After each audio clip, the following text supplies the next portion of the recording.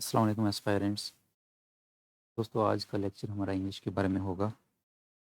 तो चलिए शुरू करते हैं। तो देखिए, आपने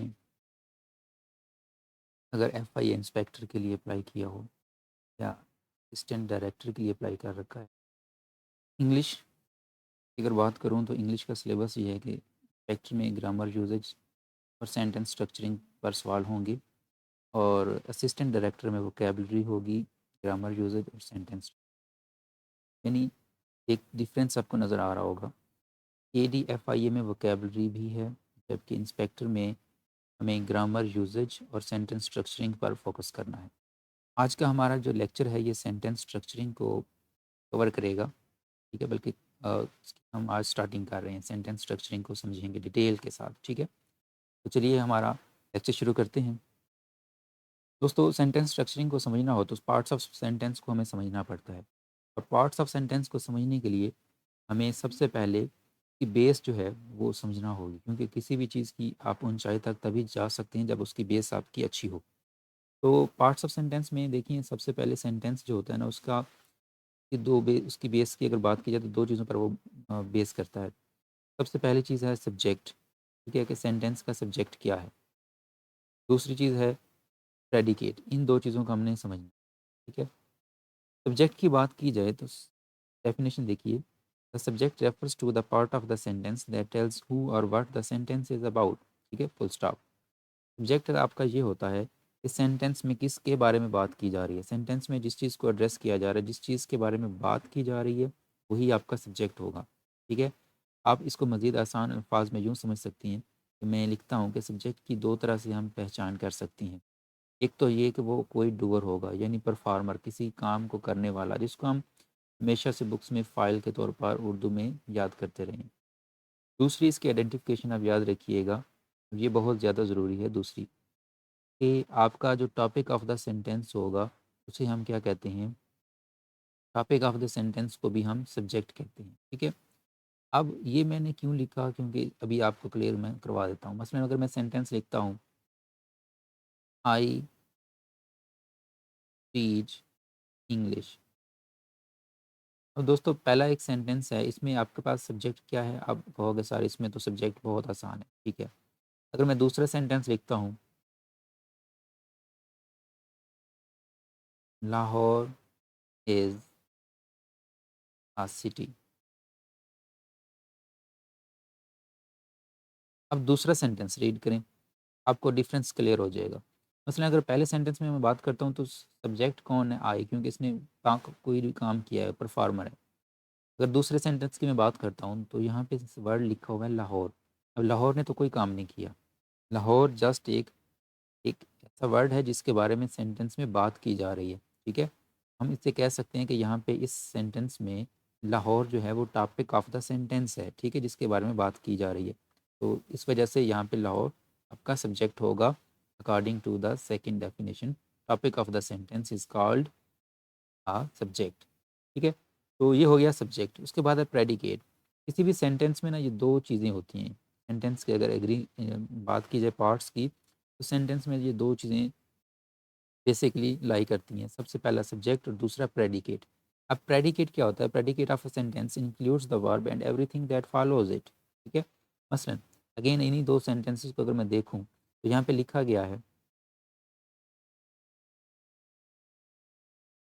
यहाँ पे लिखा है I teach English, Lahore is a city. अब इन दोनों सेंटेंसेस को देखें आप। आई टीच इंग्लिश, इसमें आई को छोड़ के, यानी सब्जेक्ट को छोड़ के, सेंटेंस का जो बाकी हिस्सा है वो सारा आपका क्या कहलाएगा, वो आपका प्रेडिकेट कहलाएगा। यहाँ से यहाँ तक ये आपका क्या है, ये प्रेडिकेट है। सेकंड सेंटेंस में भी सब्जेक्ट को छोड़ के, यानी आसान सी बात है कि सब्जेक्ट के बारे में जो भी लिखा गया है वो सारा प्रेडिकेट है, और जो सब्जेक्ट होगा वो तो डेफिनेटली आपका सब्जेक्ट है, डूअर है या टॉपिक ऑफ द सेंटेंस।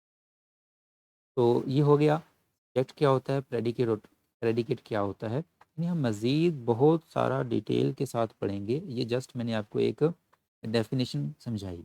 अब आगे चलते हैं। आइडेंटिफिकेशन ऑफ सब्जेक्ट हमने सीख ली कि हम उसको सब्जेक्ट को डूवर के तौर पर या टॉपिक ऑफ द सेंटेंस के तौर पर पहचानते हैं। चलिए ज़रा इसकी एक्सरसाइज करके देखते हैं। आपके सामने चंद सेंटेंसेस हैं दोस्तों। I applied for FIA inspector, candidates are working hard for the post, the hardworking aspirants succeed, whatever you said was inspiring, read। इनमें अगर आपसे कहा जाए कि सब्जेक्ट कौन है, फर्स्ट सेंटेंस रीड करें हम, I applied for FIA inspector. अब इसमें आई आपका क्या है, आई आपका यहाँ पे सब्जेक्ट है। क्यों? क्योंकि ये परफॉर्मर है और हमने पढ़ा है कि डूअर या परफॉर्मर जो होता है वो क्या होता है, सब्जेक्ट होता है। तो आई यहाँ पे आपका सब्जेक्ट हो गया, ठीक है। अगर सेकंड सेंटेंस को रीड करते हैं तो कैंडिडेट्स आर वर्किंग हार्ड, ठीक है। अच्छा दोस्तों, यहाँ पे याद रखिएगा, ये जो सब्जेक्ट होता है ये आपका होता क्या है, ये आपका कोई नाउन हो सकता है, कोई प्रोनाउन हो सकता है, ठीक है, सिंगल वर्ड के सूरत में। अगर जस्ट एक वर्ड का सेंटेंस में आपका सब्जेक्ट है तो क्या होगा, वो कोई नाउन होगा या कोई प्रोनाउन होगा। लेकिन अगर एक से ज़्यादा वर्ड्स हैं, मैं वर्ड्स लिख देता हूँ, अगर आपका सब्जेक्ट वर्ड्स पर मुश्तमिल है तो वो फिर कोई फ्रेज़ भी हो सकता है, ठीक है, यानी फ्रेज़ भी आपका सब्जेक्ट के तौर पर हो सकता है और क्लास भी आपका सब्जेक्ट हो सकती है, ठीक है। सब्जेक्ट एक वर्ड पर भी मुश्तमिल हो सकता है और सब्जेक्ट आपका एक से ज़्यादा वर्ड्स पर भी मुश्तमिल हो सकता है। ये चीज़ हमने क्लियरली समझ ली। अब फ्रेज़ क्या होती है, क्लास क्या होती है, इनमें डिफरेंस क्या होता है, क्लासेस की टाइप्स क्या होती हैं, ये हम अपने अगले लेक्चर्स में पढ़ेंगे। अभी हम सिर्फ जस्ट सब्जेक्ट को समझने की कोशिश कर रहे हैं। तो पहला sentence, I applied for FI inspector, यहाँ पे आई सब्जेक्ट था क्योंकि ये डूअर है, परफॉर्मर है, यानी काम को करने वाला फाइल है। कितने वर्ड्स का है, सिंगल वर्ड का है, ठीक है, सिंगल वर्ड का है। इट मीन्स या तो ये कोई नाउन होगा या फिर ये कोई प्रोनाउन होगा। अब यहाँ पे आई क्या है, तो आई आपका यहाँ पे प्रोनाउन है। दूसरा sentence, candidates are working hard for the post, कौन है जो पोस्ट के लिए सख्त मेहनत कर रहे हैं, तो आपका जवाब आएगा कैंडिडेट्स, ठीक है। तो कैंडिडेट्स यहाँ पे आपका सब्जेक्ट है। सब्जेक्ट एक वर्ड का है या एक से ज़्यादा वर्ड्स का है, तो ये एक वर्ड का है तो इसका मतलब या नाउन होगा या प्रोनाउन होगा। अब कैंडिडेट्स प्रोनाउन नहीं होता, आपको पता है कैंडिडेट्स क्या है, एक नाउन है, ठीक है। उसके बाद third sentence, the hard writing aspirants succeed. तो यहाँ पे आपका इस सेंटेंस में जो सब्जेक्ट है वो एस्पायरेंट्स अगर आप समझ रहे हैं तो गलत है। यहाँ पे आपका सब्जेक्ट, ये सारे वर्ड्स ही आपके सब्जेक्ट हैं। The hard working aspirants succeed, ठीक है। अगर आपसे पूछा जाए इस सेंटेंस में सब्जेक्ट कौन सा है, तो आप जस्ट एस्पायरेंट्स को सब्जेक्ट नहीं काउंट कर सकते, ये सारे ही कलेक्टिवली सब्जेक्ट के तौर पर काम करेंगे। हार्ड वर्किंग एस्पायरेंट्स सक्सीड, तो ये आपका सब्जेक्ट है यहाँ पे। अब यहाँ पे एक से ज़्यादा वर्ड्स पर सब्जेक्ट है, इसका मतलब या तो ये नाउन हो, सॉरी, या तो ये कोई फ्रेज़ होगी या क्लास होगी। अब आप देखिए, फ्रेज़ और क्लास में बेसिक सा डिफरेंस ये है कि फ्रेज़ में आपको सब्जेक्ट और वर्ब का कॉम्बिनेशन नहीं मिलेगा, जबकि क्लास उसे हम कहते हैं जिसमें सब्जेक्ट भी हो और वर्ब भी मौजूद हो, ठीक है। अब यहाँ पे इस सेंटेंस में द हार्ड वर्किंग एस्पायरेंट्स, इसमें आपका ये सेंटेंस जो है, इस सेंटेंस में सब्जेक्ट जो है वो आप एक से ज़्यादा अल्फाज पर मुश्तमिल है। अब यहाँ ये क्लास होगी या फ्रेज़ होगी, तो हम देख लेते हैं कि क्या इनमें कोई वर्ब है या नहीं। इन ग्रुप ऑफ वर्ड्स में हमें वर्ब नहीं मिलेगी, ठीक है। वर्ब नहीं है तो इट मीन्स कि यहाँ पे ये आपका जो सब्जेक्ट है ये आपका फ्रेज़ है। नेक्स्ट सेंटेंस देखते हैं तो आपको मज़ीद क्लियर हो जाएगा। What ever you said was inspiring, क्या इंस्पायरिंग था, ठीक है, क्या इंस्पायरिंग था। अगर मैं यहाँ पे सवाल करता हूँ तीसरे सेंटेंस में, the hard working aspirant succeed, कौन कामयाब होते हैं, तो आप ये नहीं कहोगे एस्पायरेंट्स, आप कहोगे हार्ड वर्किंग एस्पायरेंट्स, मेहनत करने वाले जो लर्नर होते हैं वो कामयाब होते हैं। इसी तरह अगर इसकी मैं ट्रांसलेशन देखूँ, what ever you said was inspiring, what was inspiring, क्या इंस्पायरिंग था, तो ये नहीं आंसर आएगा यू, उसका ये भी आंसर नहीं हो सकता सैड, उसका आंसर होगा व्हाट एवर यू सैड, ठीक है। What ever you sad was inspiring. तो यहाँ पे आपका जो सब्जेक्ट है वो एक से ज़्यादा वर्ड्स का है, तो अगेन हम देखेंगे अगर एक से ज़्यादा वर्ड्स हैं तो या फ्रेज होगा या क्लास होगी। तो देखिए व्हाट एवर यू सैड, अब इसमें आपको सब्जेक्ट भी मिल रहा है, ये वाज यहाँ पे सब्जेक्ट है और सैड यहाँ पे वर्ब है। तो ये ग्रुप ऑफ वर्ड्स आपके क्या हैं, क्लास हैं। तो हमारा सब्जेक्ट जो है वो नाउन हो सकता है, प्रोनाउन हो सकता है एक वर्ड की सूरत में। एक से ज़्यादा वर्ड्स होंगे तो फिर फ्रेज होगी या क्लास होगी, यानी ग्रुप ऑफ वर्ड्स की सूरत में अगर सब्जेक्ट है। और अगर ग्रुप ऑफ वर्ड सब्जेक्ट के तौर पर काम कर रहे हैं और उनमें वर्ब नहीं है तो वो आपकी फ्रेज है, और अगर वर्ब भी हो तो वो आपकी क्लास होगी। यहाँ पे ये भी याद रखिएगा कि ऐसी सूरत में जब क्लास आपकी सब्जेक्ट के तौर पर काम करे तो उसके साथ जो वर्ब आती है वो हमेशा सिंगुलर वर्ब आती है, ठीक है। और इस क्लास को हम क्या कहते हैं, इसको हम नाउन क्लास कहते हैं। खैर ये हम चीज़ें आगे पढ़ेंगे डिटेल के साथ। ओके, इसके बाद लास्ट सेंटेंस है रीड। अब यहाँ पे आपको कोई सब्जेक्ट नहीं मिलेगा, रीड तो जस्ट वर्ब है। यहाँ पे ये याद रखिए, बाज़ दफ़ा हमारा जो सब्जेक्ट होता है वो अंडरस्टूड होता है, ठीक है। इसे हम कहते हैं कि यहाँ पे सब्जेक्ट लिखने की ज़रूरत नहीं थी, ये सब्जेक्ट यहाँ पे क्या है, अंडरस्टूड है। रीड किसे रीड कहा जा रहा है, ऑफ कोर्स सेकंड पर्सन को, यानी यहाँ पे सब्जेक्ट हमारा क्या है, यू है इस सेंटेंस में, यू रीड। तो यहाँ पे आपका सब्जेक्ट रिटन नहीं है, जस्ट अंडरस्टूड आपने करना है, ठीक है। तो ये हो गया आइडेंटिफिकेशन ऑफ सब्जेक्ट। इसके बाद हम आगे चलें, हम देखते हैं हमारे पास सब्जेक्ट की प्लेसमेंट भी डिस्कस करना बहुत ज़रूरी है। हमें पता होना चाहिए कि सब्जेक्ट कहाँ कहाँ पे आ सकता है सेंटेंस में। आमतौर पर स्टूडेंट्स के माइंड में होता है कि सब्जेक्ट जो होता है वो सेंटेंस के स्टार्ट में आएगा, सब्जेक्ट के बाद आगे बाकी सेंटेंस होगा। ये ठीक है, आपने सही पढ़ा है, लेकिन जस्ट ये आपका आधा नॉलेज है, ठीक है, पूरा नॉलेज नहीं है। पूरा नॉलेज देखिए, सेंटेंस आपका कहीं पर भी सेंटेंस में हो सकता है, ठीक है। मसलन मैं कहता हूँ जी, सेंटेंस आपका सेंटेंस में एट द स्टार्ट हो सकता है, शुरू में हो सकता है, मिड में भी हो सकता है, और एट द एंड भी हो सकता है, ठीक है। मैं दा नहीं लिख रहा, at the start, in the mid, या फिर एट द एंड्स, यानी तीन ये प्लेसमेंट हो सकती हैं सब्जेक्ट की। कैसे, एग्जाम्पल्स देखते हैं, आपको मज़ीद क्लियर हो जाएगा। सेंटेंस हैं आपके सामने, इन्हें रीड करें। Shepherd hairs barking sound. तो दोस्तों यहाँ पे सब्जेक्ट कौन है आपका, आप कहेंगे सर अ शेफर्ड। जी, किसने बार्किंग साउंड सुनी थी, तो शेफर्ड ने सुनी थी ना, तो ये आपका सब्जेक्ट हो गया, यहाँ से यहाँ शेफर्ड, ये हमारा सब्जेक्ट है। दूसरे सेंटेंस में अ बार्किंग साउंड शेफर्ड हेयर्स, तो किसने सुनी, तो शेफर्ड ने सुनी। यहाँ पे हमारा सब्जेक्ट जो है वो यहाँ पे है, यानी सेंटर में है, मिड में। Third sentence, up the hills lived a shepherd. Shepherd कहाँ रहता है, up the hills. Up the hills कौन रहता है, शेफर्ड रहता है ना, यहाँ पे रहने वाला काम शेफर्ड कर रहा है, यहाँ पे हमारा सब्जेक्ट ये हो गया। आपने देखा दोस्तों, सेंटेंस में हमारा जो सब्जेक्ट है वो स्टार्ट में भी आ सकता है, वो मिड में भी आ सकता है, और वो एंड पे भी आ सकता है, ठीक है। इसके बाद आगे चलते हैं। इसके बाद हम देखेंगे कि टाइप्स ऑफ सब्जेक्ट्स क्या होती हैं। ये सब्जेक्ट की टाइप्स हैं तीन, वो कौन सी टाइप्स हैं उन्हें डिस्कस कर लेते हैं। दोस्तों सबसे पहले अगर देखें तो हमारे पास जो टाइप आती है वो है सिंपल सब्जेक्ट, ठीक है। सिंपल सब्जेक्ट क्या होता है, it is just a one word, ठीक है, अ नाउन और प्रोनाउन। हमने पीछे आइडेंटिफिकेशन में पढ़ा है, इन सब्जेक्ट जो है वो आपका एक वर्ड भी हो सकता है, एक से ज़्यादा वर्ड्स पर भी मुश्तमिल हो सकता है।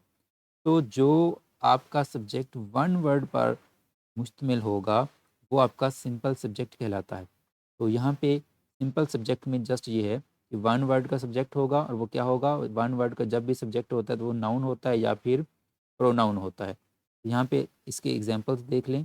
मैन इज़ मॉर्टल, यहाँ पे मैन आपका सिंगल सब्जेक्ट है, ठीक है, एक वर्ड का है, तो इसे हम क्या कहेंगे, ये सिंपल सब्जेक्ट है। He wants to become an inspector, कौन इंस्पेक्टर बनना चाहता था, कौन इंस्पेक्टर बनना चाहता है, तो ही। तो यहाँ पे ये भी सिंगल वर्ड का है, ये भी आपका सिंपल सब्जेक्ट है। आई होप आपने क्लियर कर लिया होगा इस पॉइंट। इसके बाद कंप्लीट सब्जेक्ट। कंप्लीट सब्जेक्ट क्या होता है, मसलन दोस्तों अगर आपके सेंटेंस में ऐसा हो एक नाउन दे रखा हो तो नाउन से पहले कोई मॉडिफायर आ जाए, ठीक है। नाउन से पहले अगर कहीं पर आपके सेंटेंस में मॉडिफायर आ जाए, मॉडिफायर हो पहले के बाद आ जाए आपके सेंटेंस में कहीं पर नाउन, तो ऐसी सूरत में आपका जो सब्जेक्ट हो जाएगा वो हो जाएगा कंप्लीट सब्जेक्ट। अब मॉडिफायर्स क्या होते हैं, देखिए मॉडिफायर्स को मैं आसान लफ्ज़ों में कह देता हूँ आपको समझाने के लिए, जस्ट इतना याद रख लें कि मॉडिफायर आपका कोई एडजेक्टिव हो सकता है या फिर एडवर्ब भी हो सकता है, ठीक है।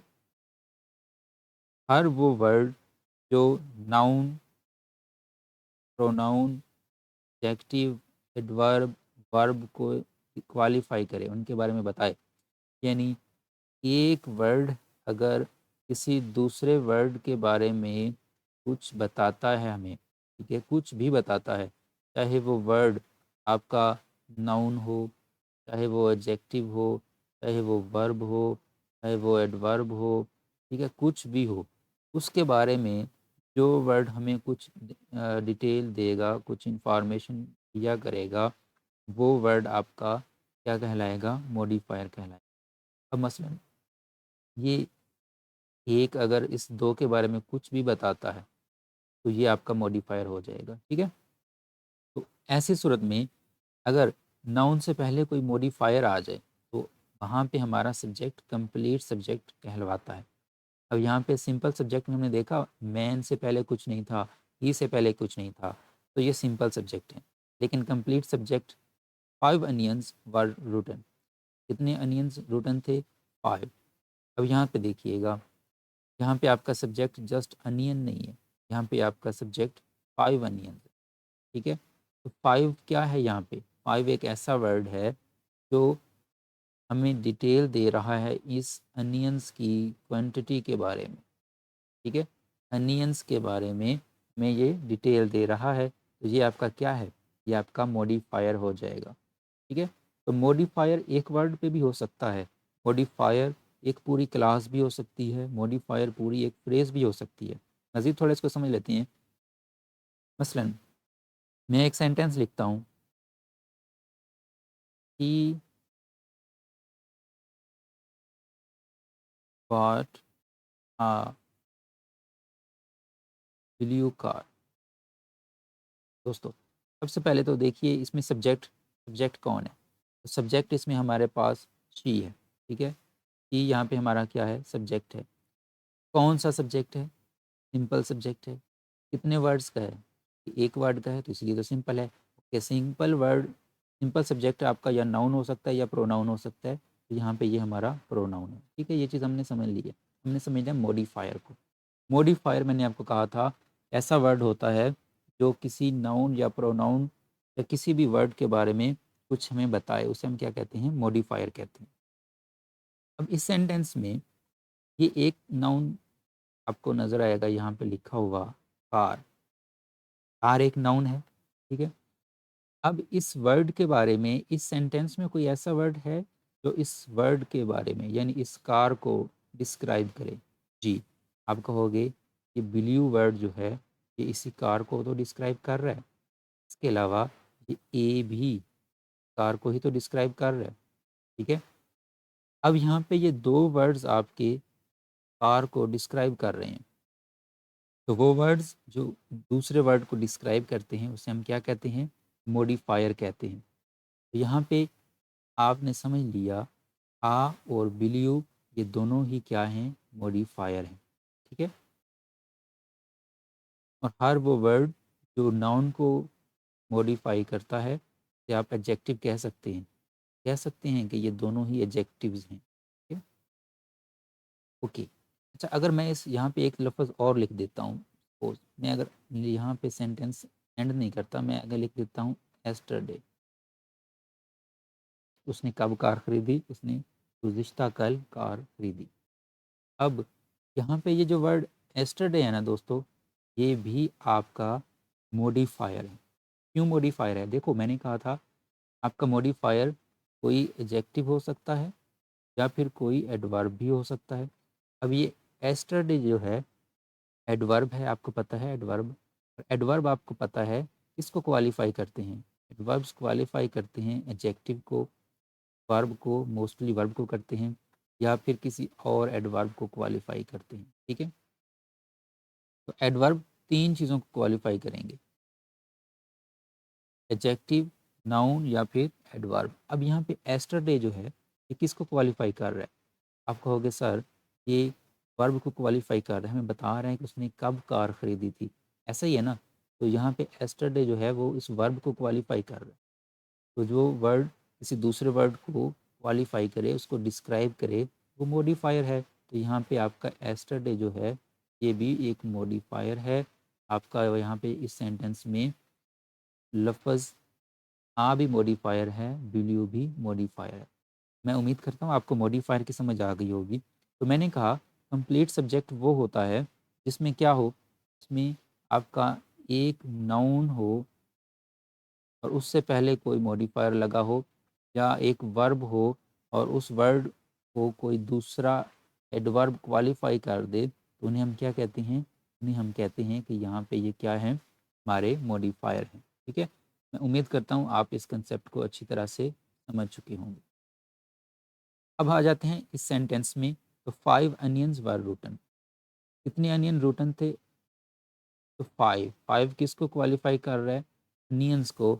इट मीन्स यहाँ पे हमारा जो सब्जेक्ट है वो जस्ट अनियंस नहीं है, यहाँ पे हमारा सब्जेक्ट 5 है, 5 भी साथ है। तो 5 अनियंस यहाँ पे हमारा सब्जेक्ट है।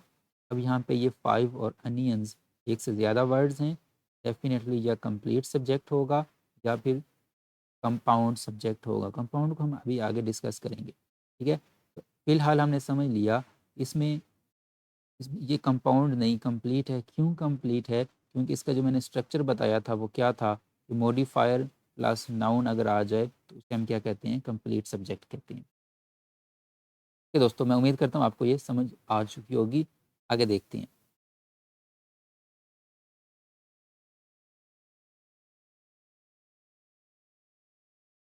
अब हम डिस्कस कर लेते हैं टाइप्स ऑफ सब्जेक्ट्स।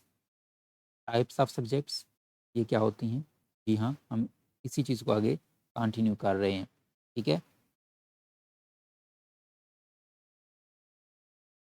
जी दोस्तों, टाइप्स ऑफ सब्जेक्ट में हमने 2 चीज़ें डिस्कस कर ली हैं।